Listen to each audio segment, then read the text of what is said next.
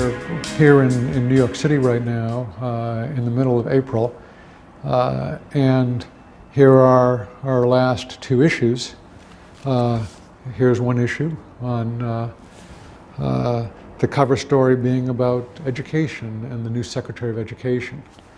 Here's a second issue that has just come out, Geo-Gizmos, will we engineer the heat out of the global warming debate? Now, from the topics of these two issues, I think you can see the influence of John Calvin, basically. These issues are not just about salvation.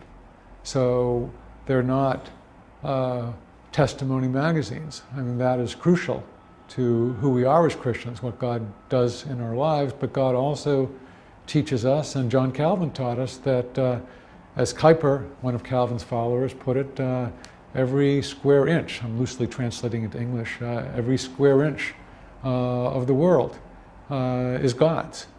And that was one of the things that Calvin taught his people, as opposed to the medieval understanding that in some ways you had to leave the world, and perhaps if you were going to lead the highest Christian life, join a monastery or a nunnery and be away from the world's challenges and opportunities and pressures and threats and everything else. John Calvin talked about engagement. And that's why we're here in New York City.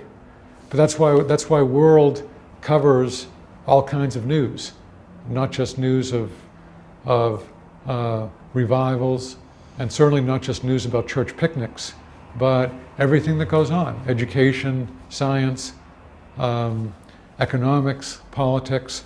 World is now bi-weekly after being weekly for many years, so I'm not sure we count anymore as people used to describe us as the Christian Time or the Christian Newsweek. We're bi-weekly, they're still weekly, but we still cover news. And we cover news and try to put it all into biblical perspective. And through God's blessing, we have 400,000 readers around the country and some various parts of the world who actually get World in its paper form like this. Then we also have an online presence that's growing.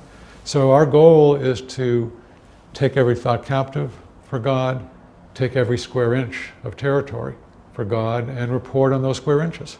And also, in doing so, to tell the truth. We aspire to be salt, not sugar.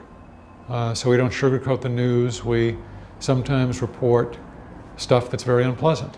And that also helps us learn about the world. And we report God's mercies in the world, and that also teaches us about God.